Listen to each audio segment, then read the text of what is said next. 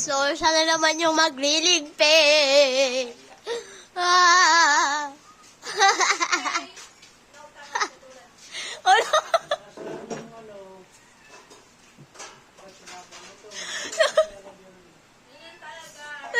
Sipag-sipagan. Okay lang yan. Okay lang yan, ate.